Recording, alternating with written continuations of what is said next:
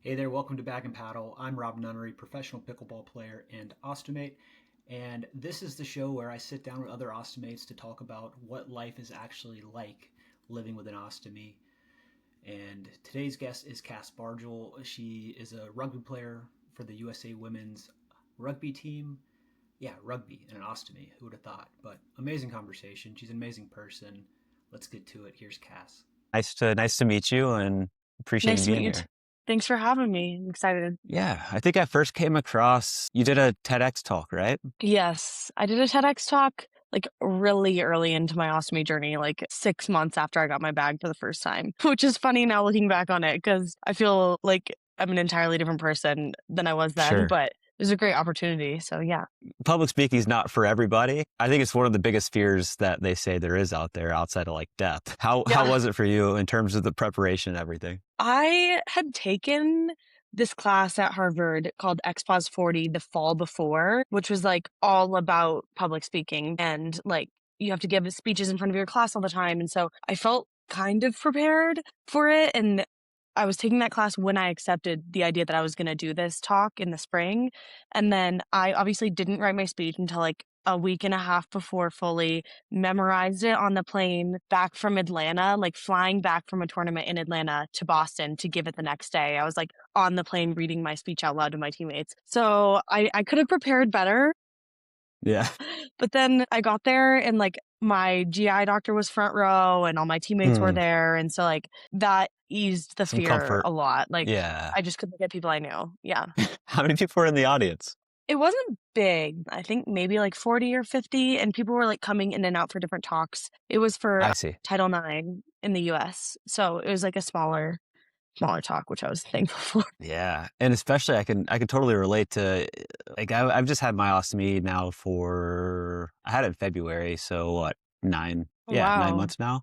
So Yeah. still relatively new, right?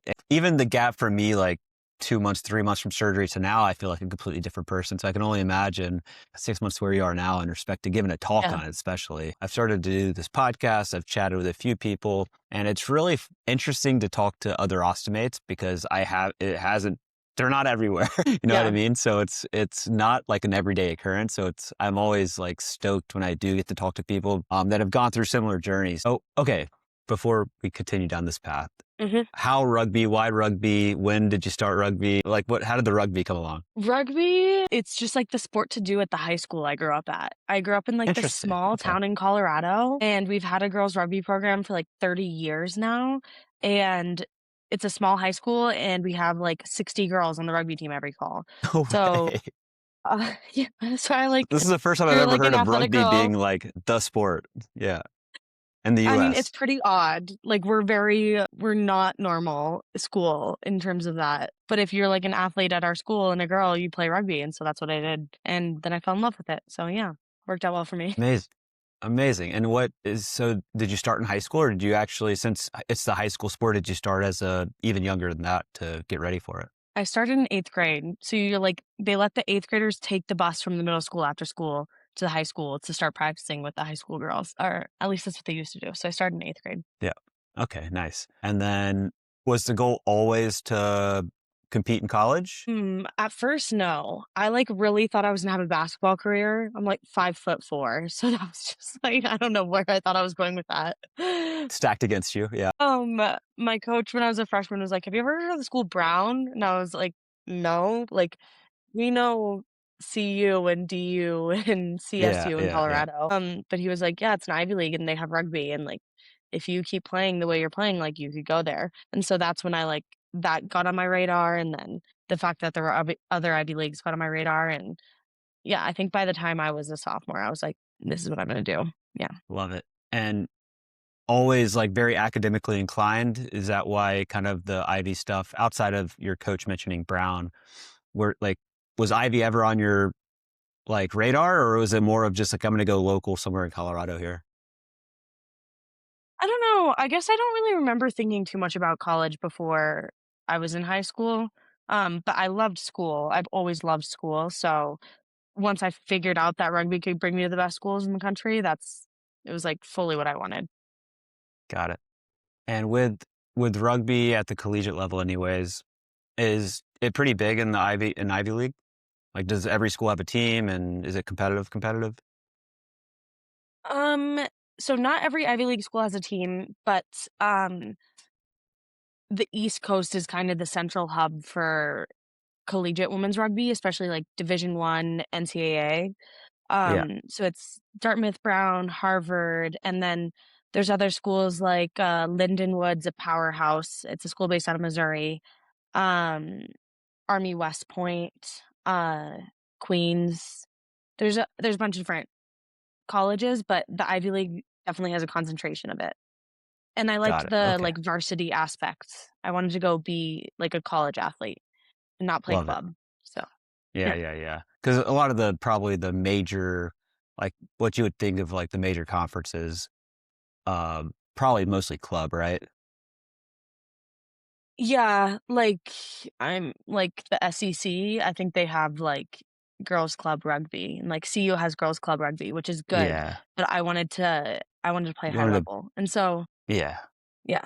got it. And now that we're on the rugby train, just how did you go from being on the Harvard rugby team to making the leap to the national team? So I was fortunate enough that I was in national team pathways before college.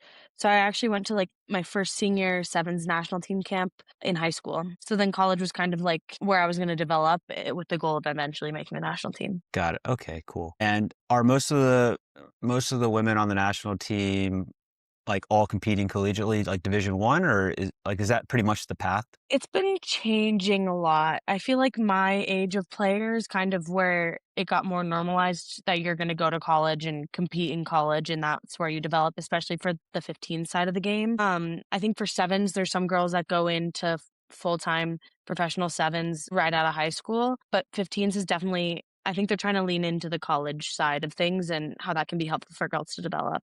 Yeah. Yeah, because it's a place to. Yeah, you can like you have strength training. You can get and develop like physically, and like we see that. I played college tennis, and it used to be where you would not play college tennis to go pro, but now it's like it's a great training ground because you can get confidence by getting a lot of matches under your belt, winning. You can get stronger, and it's changed a lot to where it's more normal to go to college and then have a good pro career after. Yeah. I think I like loved all of college sports. Like, I thought it was such a great environment being full-time, and especially, I mean, you probably know, like, for women in sports that aren't, like, soccer and basketball, there's not that many avenues where you can go be full-time and, like, Yeah. focus on your sport and have those resources. I think college rugby is, like, one of the only places you really get that environment. So I think it's great. Yeah. Without rugby, would you have gone to like a Harvard? Or do you think rugby kind of opened that door? Rugby definitely opened that door, but I definitely was academically minded. I think I would have gone to somewhere rigorous regardless, but I don't think I would have thought to go to the East Coast.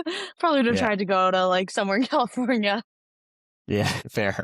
Fair. So walk me through kind of like when the symptoms first came on to like what were they? How long ago was this? And how did things kind of progress? Yeah, so I feel like a lot of ostomates, you can like, especially if you have it because of IBD, your journey starts like when you first remember like a distinct symptom. It's not like really like getting diagnosed or like getting your bag. It like Yeah. starts so much further back. And so Yeah. I actually remember I was training at a sevens camp. I was, I think, 17 or 18 years old, training with like the US Sevens national team. And I went to the bathroom and there was like blood and mucus in my stool and my stomach was kind of upset, but I just wrote that off completely as like, I'm stressed out because this is really scary and like it'll go away. And that's what happened is it ended up going away. And then I would get symptoms on and off whenever I was stressed out. Like I would go back to camps and my symptoms got worse. And So you did notice a correlation with stress? mine, I feel like was super stress triggered, like very stress Yeah. triggered. And even now, I guess like jumping way ahead, but like even now, I still have my J pouch and I still have a rectal stump. And when I'm stressed or like even if I'm not stressed, but I'm traveling a lot or my body's under stress, I have Yeah. still like bloody mucus in my J pouch, which is like I just fully feel like it's an indicator now for me of like how well Yeah. I'm managing my stress. Yeah. Very interesting. All right. So, yeah, I mean, was that the first time that you kind of saw like blood and mucus and you're like, okay, that's probably not a good thing, but It's such a common thing though. It's like something weird happens, because I had something similar, not blood or mucus, but like kind of an abscess that would, like a perianal abscess that would come up, and then it'd No be very way. painful, but then go away. And I'm like, oh, I'm good. Don't need to worry about that Yeah, that's anymore. exactly what That was a weird thing, but I'm good now. And it seems super common to where it's like, yeah, symptom shows up, kind of resolves. You just continue living because you're like, it's gone now. I don't need to bother with it. Yeah. How Like, frequently why am I did going to it try to go start? to the doctor? Yeah, and show them what, like a normal stool now, Yeah, like. I'm fine. Yeah, so how frequently did it start happening, and what eventually did lead you to like, okay, I got to see somebody about this? Yeah, so I feel like I like don't even remember because I was just like it was so on and off and I just wasn't worried about it because I always just thought it would go away. And then I think it was during COVID. I was stressed because the world was stressful and I was also doing full-time online school and I was training with the 15s national team living in Denver. So I was like doing class online at 6 a.m. and then going in training and doing my homework and all these things. And my stomach just started hurting so bad every day. And I remember being like, well, I'll eat after I train and like trying to not eat before. And I thought something was weird with my food. And then I went to Sevens and I was drinking smoothies and everything just kept getting worse. And then I finally saw some doctors and they were like, you need to like eat more fiber and it's a food intolerance and hemorrhoids. And so I started doing like these random things like taking Metamucil and like Yeah. doing random things until finally I was back in college. It was my senior fall at Harvard and I just like couldn't eat. There was blood in every single stool. And I think it was really that I was no longer able to sleep through the night. Like I was waking up drenched in sweat 5 times a night, like changing t-shirts. Yeah. It's Just like fever, so like felt fever, so chills, horrible. that kind of thing. Yeah. It's just like night sweats. Like my body was like Yeah. fighting. And it was when I had that and then I like couldn't walk to class anymore, like was sitting down on the side of the road because I couldn't get there, that I was like, Like all right, I think fatigue, I need to go. Like pain and like pain. thinking Yeah. like I was gonna have an accident if I didn't get to the nearest bathroom or sit down. Got it. Um and I mean, I was also tired, but I think that the pain was, for me, what was more debilitating. And then it was finally one of those days where I was like, all right, I think I'm dying. So I have to go to the ER now. Like, I can't keep living like this. And so I went to the ER. I was actually, when I was in the ER, I almost got discharged with like the exact same explanation of like, you probably have food intolerance and some hemorrhoids. And I was like, okay, like I'm like really sick. But the It's like, GI this feels on call, aggressive. This feels aggressive for food intolerance, but sure. crazy food intolerances. But the GI on call luckily ordered a CT scan, and that's when they saw severe inflammation of my entire colon on CT scan. And they're like, "We need to admit you tonight." And I was like, "There's no way you're admitting me now. I'll Yeah. come back for my colonoscopy later." So I left, and then I ended up coming back. Like Yeah. how I think I was admitted.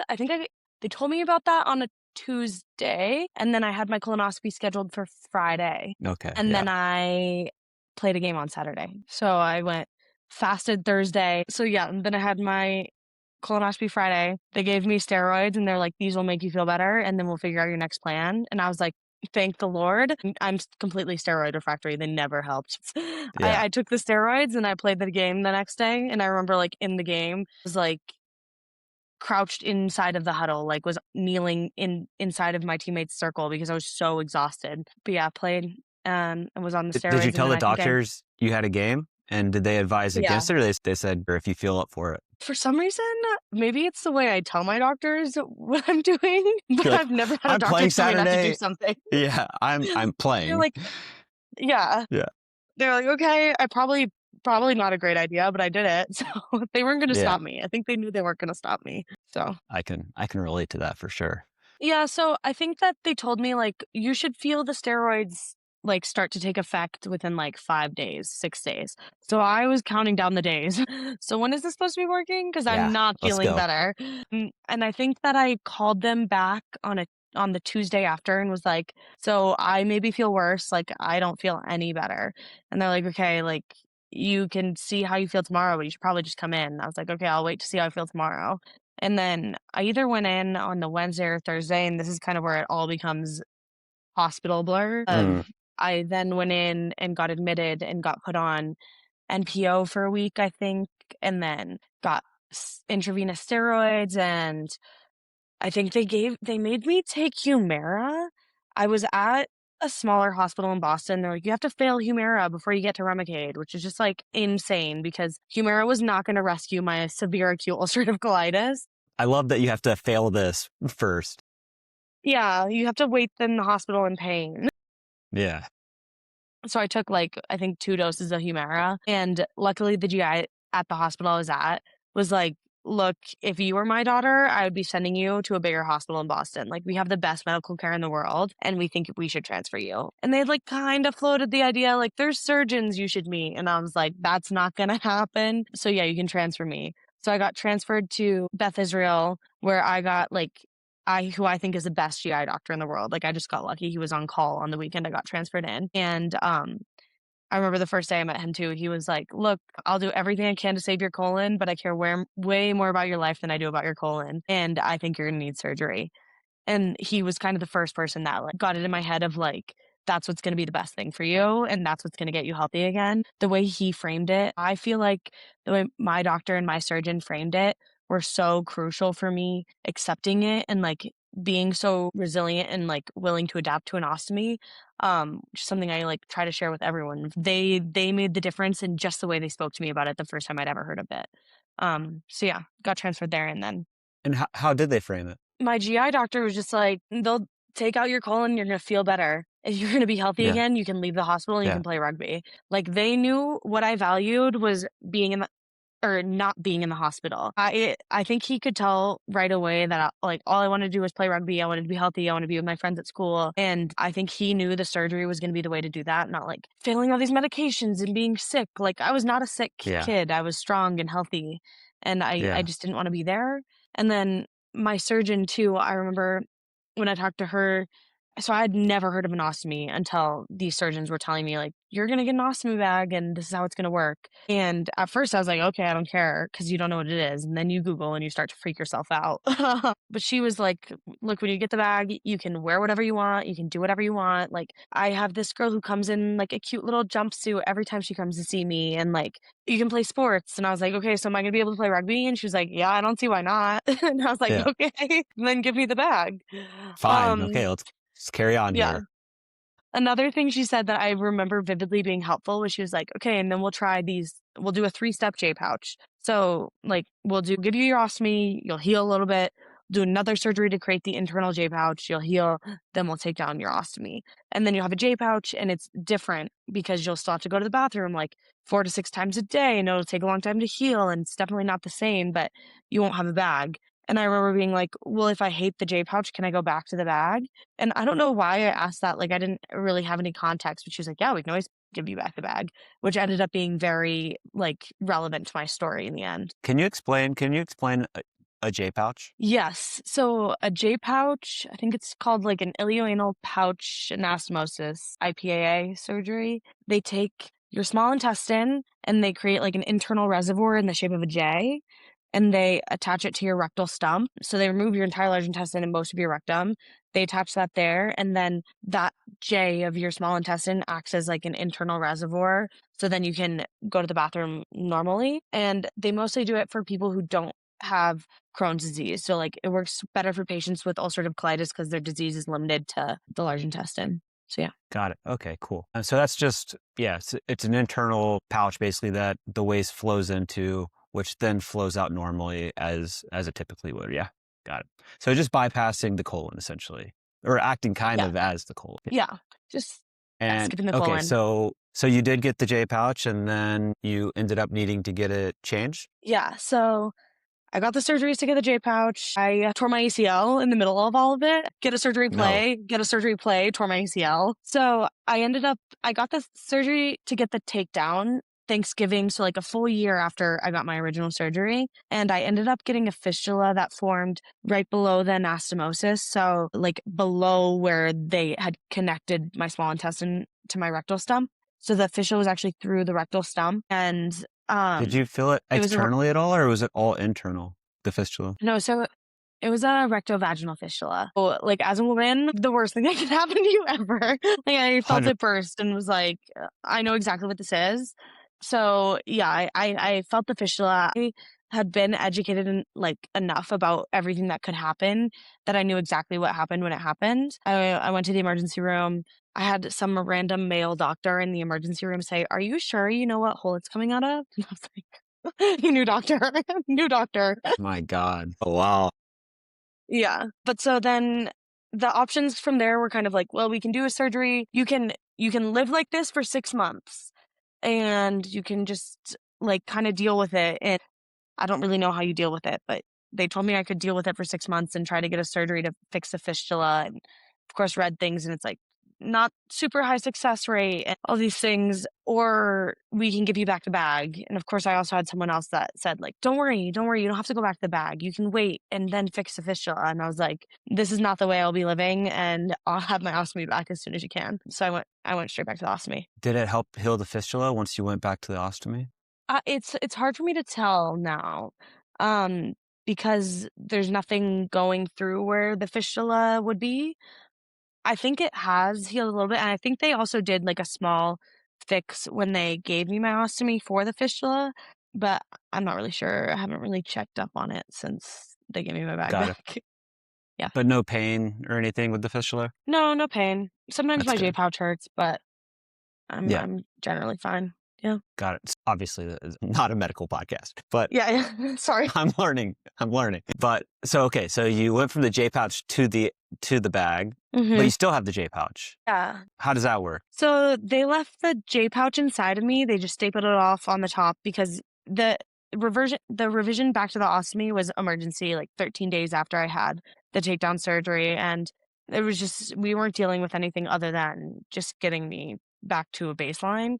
And I left my J pouch in because there was this whole idea of like maybe it could be fixed. And also we weren't going to take it out at that point. I ended up seeing a J pouch revision specialist in New York City, and the options were kind of presented to me of we can try to redo your J pouch.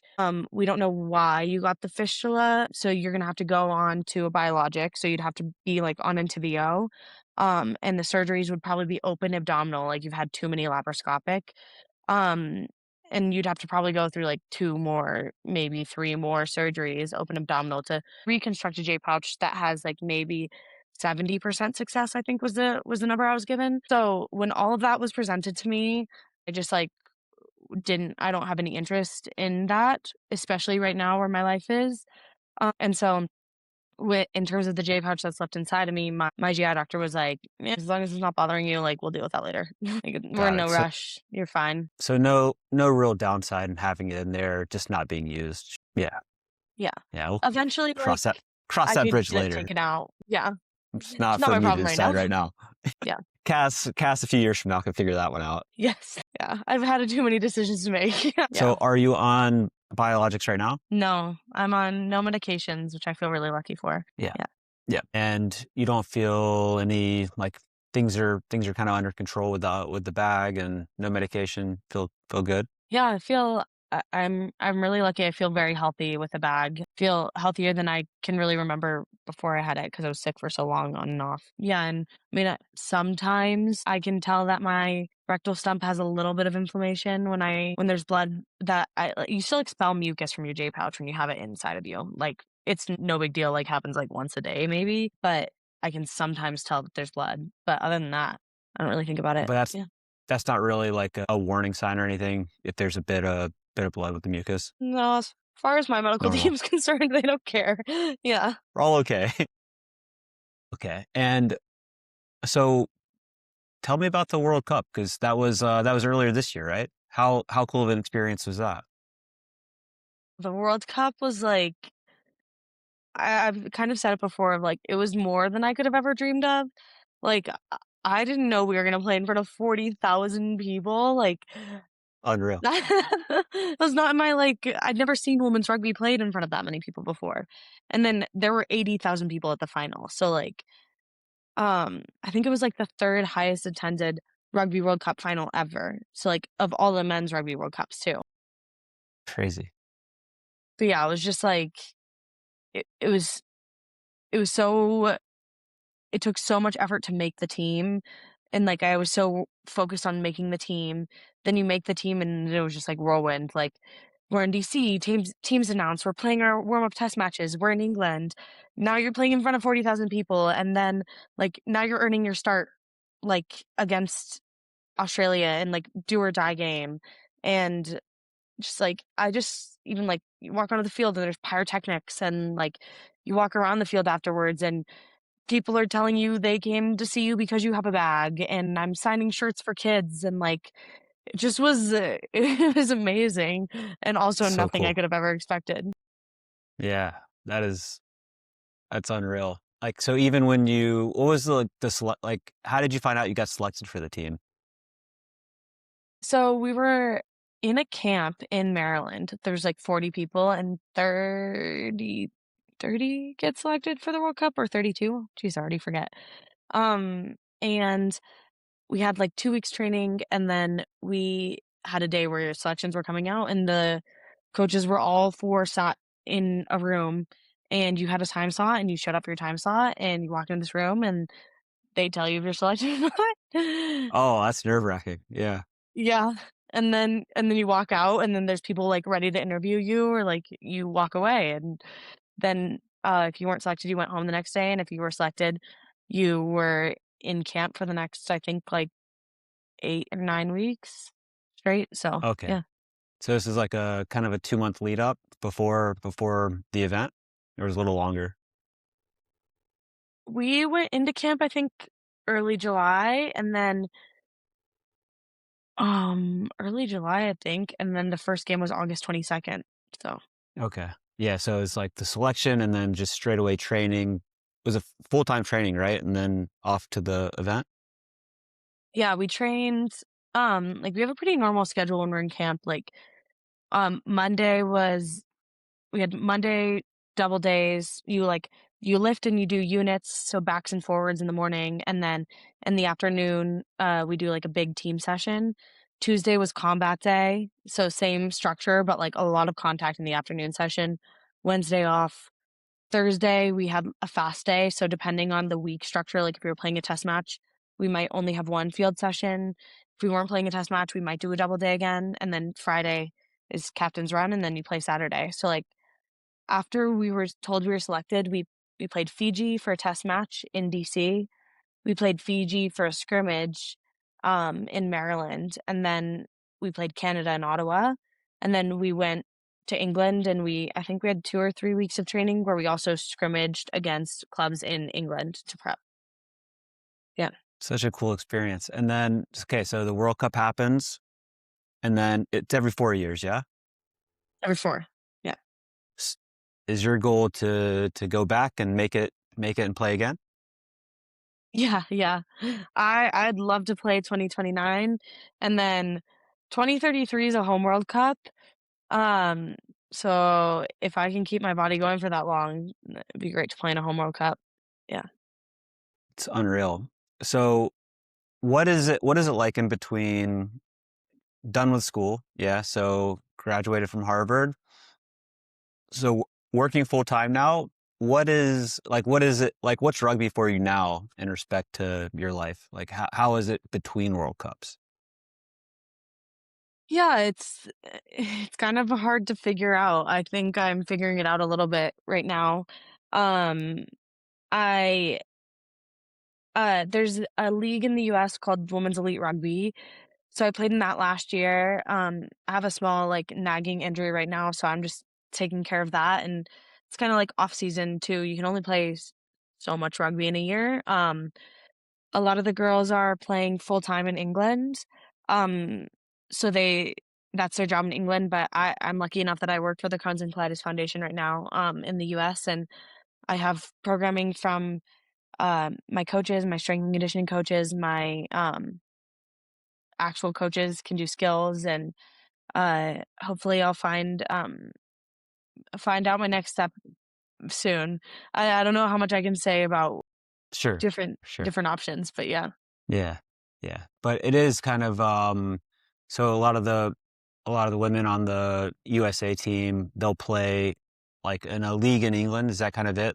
There's like a pro league with different teams that compete within England, or is it Europe or Yeah, yeah. it's England. That's like the highest level women's rugby right now for 15s that you can play in the world is in the PWR. I think it's called Premiership Women's Rugby. I just always call it the PWR.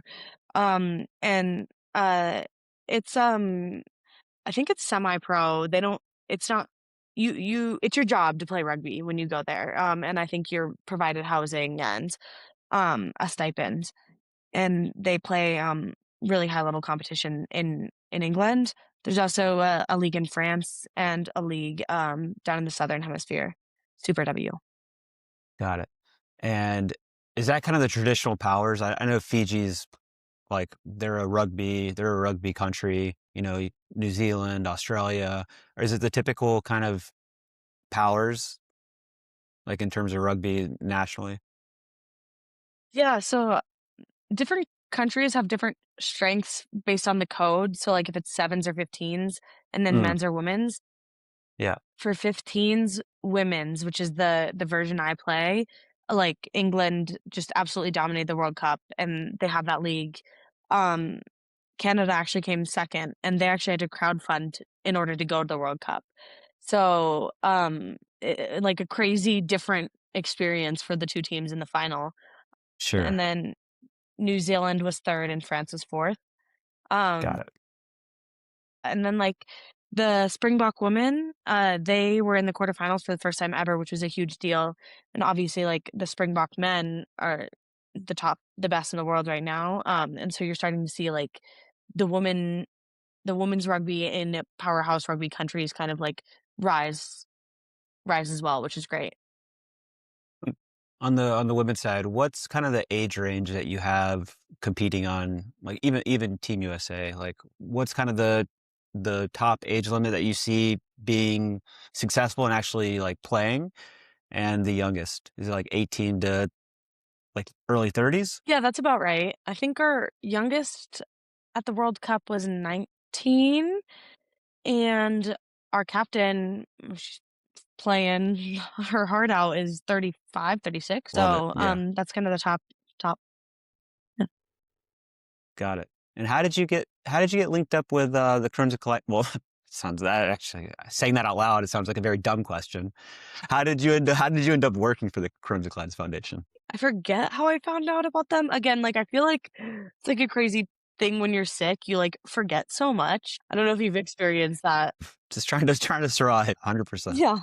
So I don't remember how I heard about them for the first time, but after I got the surgery to go back to my bag, I had a torn ACL. I had no plan. I thought I was going to play rugby right after college and then obviously was going to have to rehab for a full year. And my parents were kind of like, well, you're going to need health insurance. I mean, they didn't actually say that to me like that, but they're like, it'd be great if you could find a job with health insurance. Wink, wink. Yeah. Yeah. And I saw the job posting on LinkedIn and messaged someone I knew at the foundation and then applied and started there. It's been great. Yeah. I actually work like on the research side, which is really cool. I hope I can do more like patient engagement and speaking things in the future, but I Yeah. actually work like completely behind the scenes, like meet with researchers who would have no idea have an ostomy or have That's IBD. fascinating. Yeah. Yeah, which is like kind of cool to be on the backside of it. Yeah. Yeah. So um, what kind of stuff are you doing in the role? I'm an analyst on the data science and analytics team for this program called IBD Plexus. And IBD Plexus is a platform that basically we have longitudinal data cohorts on patients where they're followed for years. So it's not a clinical trial where a patient's followed for 6 months. And we Yeah. follow patients through routine care, or we have a pediatric cohort. We also have like, I think we're working on direct to patient cohorts. And so we have this longitudinal, like very robust data set with not only questionnaires, but also a lot of omics data. So molecular data, RNA-seq samples, blood and stool samples, and also EMR, so electronic medical record data. And it's a really valuable real world data source. So researchers come to us for the real world data. And my role is kind of to help them use and understand the data we have because it is very complicated. It's a robust data set. Yeah. And so just helping them find what they're looking for within that data. I can only imagine. It's also so fascinating because none of my stuff has ever been like stomach base or abdominal base. I've never had pain or urgency. It's always just been abscesses and fistulas that just don't go away. So it's been like a battle for me to try to figure out, Remicade kind of the best option for attacking fistulas if you were looking at biologics, and it didn't really do much for me. So it's such a wide-ranging disease where like you have medications that work for Crohn's, colitis, but not every aspect of it, So I think it's really cool that you're doing that work, because to me, it feels like it's a tough disease in terms of there's no like straightforward solve. It feels like it's a trial and error and everybody's different. Yeah. It's really hard to phenotype the different types of ulcerative colitis and Crohn's disease and IBD unclassified. It's definitely, I think, more of a spectrum than just you have UC or you have Crohn's. Yeah. And then, I mean, I think there's so many researchers out there doing great work trying to make medicine more precise. And is there anything that is going to indicate someone's going to do well on Entyvio or ustekinumab versus risankizumab or adalimumab? And how can we get patients on medications that will work for them faster? And then also, how do we optimize those medications? And also, when a patient fails a medication, what's the next best thing to put them on? It's cool to be in like a drug boom almost of like, there's so many different options coming out for people. It feels in a lot of ways outside of just the medications and biologics and stuff. It also feels like when I first started looking at first, I didn't even know I had Crohn's or anything. I just knew I had something going on with my butt that hurt very badly and I needed to get it fixed. Yeah. And I went into a surgery in Austin, Texas, and that's when I had ceton drains placed for the first time. That was in 2022.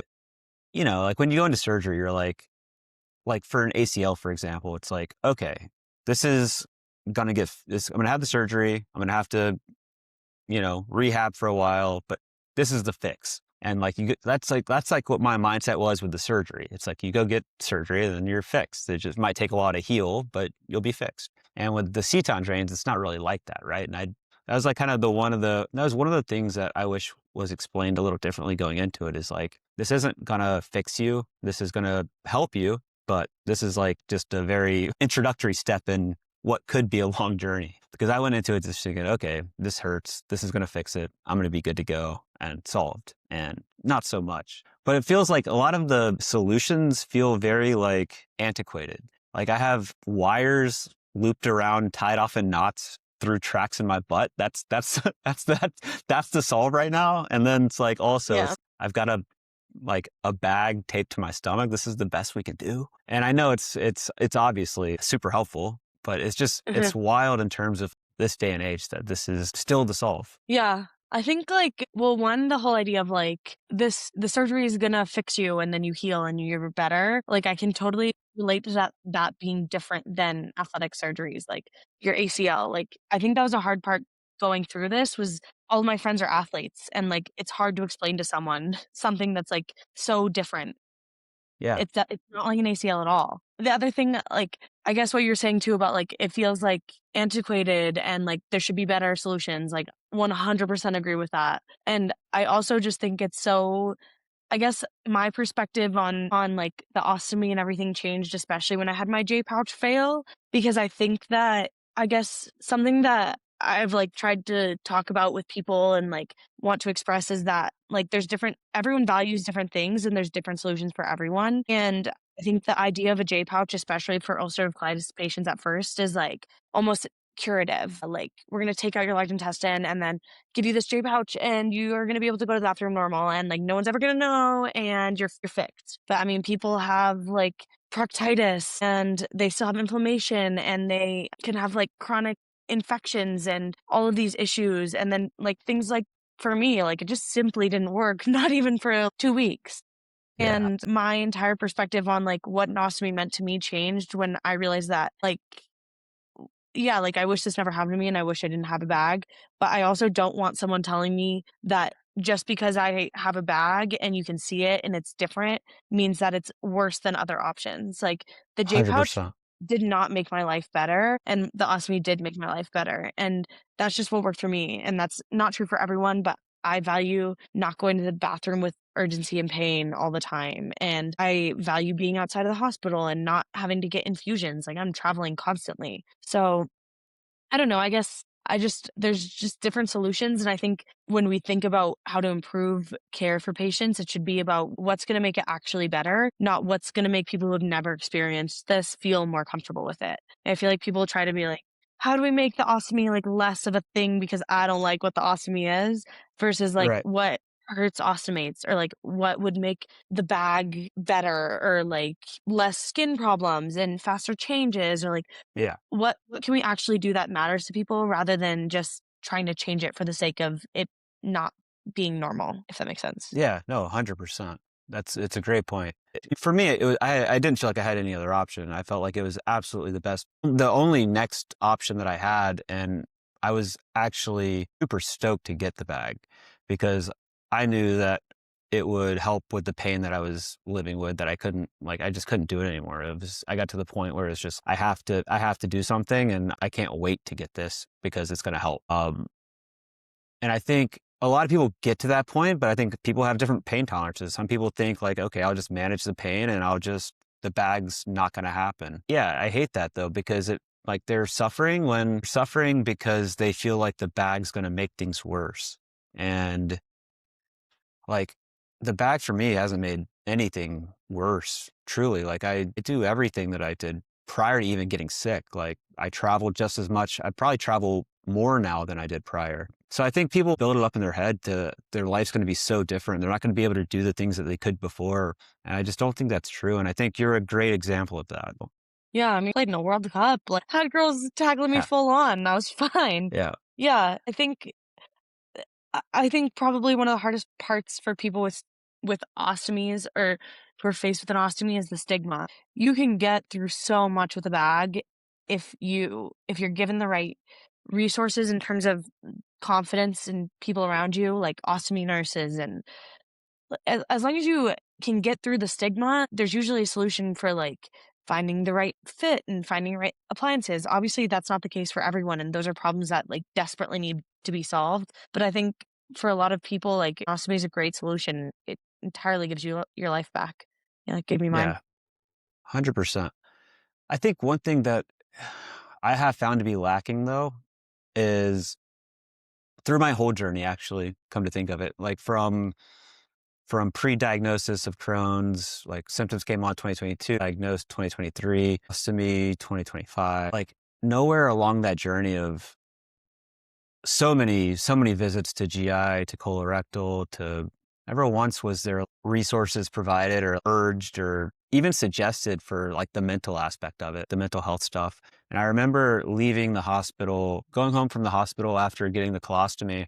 I got so overwhelmed on the car ride home that I just started crying. And it wasn't necessarily because I was upset with the bag. I think I was just very overwhelmed and like I had what felt like a very, how did I get here kind of thing of thinking I had zero issues a few years ago to being in pain a lot the last couple years to now having a hole in my stomach. And it was just, I don't know, just like a very emotional car ride because I felt like I had a new body and I just wish there were like more resources provided or given in respect to how to manage a lot of it emotionally. I do talk to a therapist weekly, typically weekly. Sometimes I miss, but I think it's really important. And I think it's probably an aspect of this whole journey that was overlooked in respect to my journey. Even after I got the first ceton drains in Texas, I was living in Hawaii actually. And I went back to Hawaii and the pain was still really bad. And I wasn't diagnosed at the time. So I was just like, what is happening? I was so stoked when I got a diagnosis because we know what it is.